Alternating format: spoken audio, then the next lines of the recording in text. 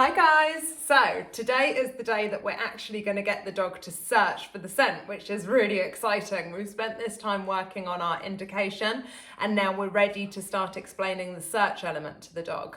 So like yesterday, I've taken one of my articles from my jar of cloves and I've carefully, with a pair of tweezers, placed it into my matchbox, okay? I've laid out a line of shoes on the floor, which is what I'm going to start to use to hide this matchbox in to begin with. I've also got my partner to give me a hand. When I very first do this, I need the dog to be restrained in some kind of way. So you can get someone to hold the dog, you can put the dog in a crate, you can tie the dog up, or you can use like a bed behavior or something. But the first couple of times that I do this, what's quite important to me is that I want the dog to be really excited and I want him to be exploding out towards the area to do the search. So my preference for the first few times of doing this is to have somebody holding him. That won't be possible for everyone. My second preference would be to tie the dog up in some kind of way. If you're using self-control of any kind, the dog isn't going to be wound up as much and isn't going to want to explode out into the area quite as much. So some type of restraint is the best way to begin with this, okay? So Kat's going to hold Alfie. We're going to employ this opposition reflex to help Alfie get really excited and spring forward into the area.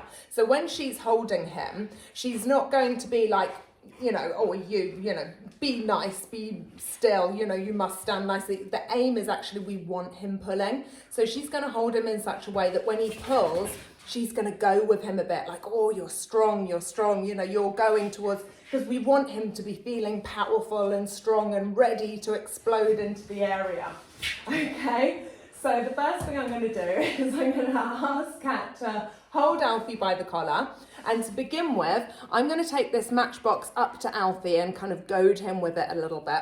And as he goes towards it to touch it, I'm going to click him, I'm going to mark it, and I'm going to feed him because I want to remind him that this is what we're doing. We've been building this duration on this target. It is about this target, okay? So I just want to get that into the dog's head first before I send him into the area in any kind of way. So that's the first thing I'm going to do. I've got some food. And then I go, Alfie, what's this? What's this? Do. Alfie, come on, taxi. Oh, ready. Boo. Could you stand up so that he could stand up? That's great. Oh, Alfie. Ready. Yep. Super. Good boy. Yep. Yeah, good boy. Yep. And you see we're already getting a bit more from the dog because he's restrained. Yep. Super. Then I'm going to really act here. So I'm going, whoa, what's this? What's this? And I'm going to come over to this line. Oh, I'm going to hide it here. Whoa. And I make a really big show about this for the dog. Whoa. Whoa. And I pretend to hide it in several different places. Whoa. Whoa. I'm going to put it there. And what's really important, to begin with, I'm going to put it next to a shoe rather than ask the dog to go into a shoe to make it easy. And it's important that I pretend to the dog that I've still got it because the dog will naturally go to the last place that I pretended to hide it, okay? So then I'm going to give the release command and Kat's going to let go of the dog. Okay. So he's having a look. I'm going to help him with my body. He's having a look. He's not entirely sure what he's doing at this point, so I'm just going to help him out.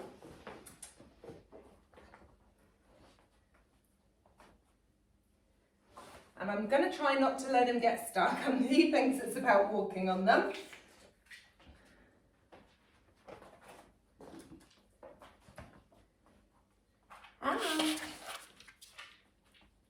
Yep, good boy, super, good lad.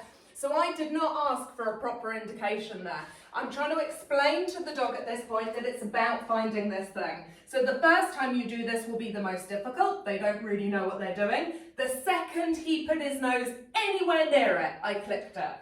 What am I going to do? What am I going to do? This is what I've got more buy-in from the dog. He's more excited about it this time. Put it there. I'm going to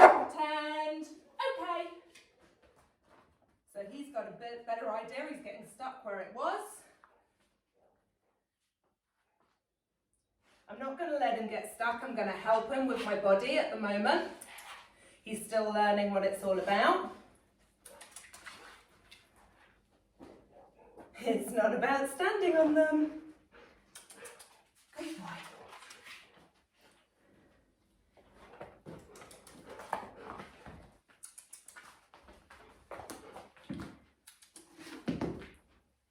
He's just stood on it, which is super helpful, not? Good boy. So I'm not going to panic. I'm just going to help him. Yep. Good boy. Super. Good lad. So each time he gets it, it's going to become more and more apparent to him that that's what we're asking him to do. He's bound to be slightly confused at the beginning. This isn't anything like he's seen before. So I'm going to put it, it's here this time, but it's really important that after I've hidden it, I continue to mess around like this so that I haven't shown the dog where it is. Okay. Now he's using his nose. Yep, super, good boy, really nice.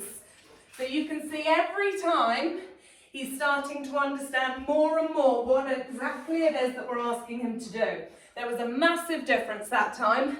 He put his nose down and I could hear him sniffing, which shows that that penny is dropping. Whoa, whoa. I'm going to put it between these two, but I'm going to pretend that I'm still going. Okay. Yep, super, good boy.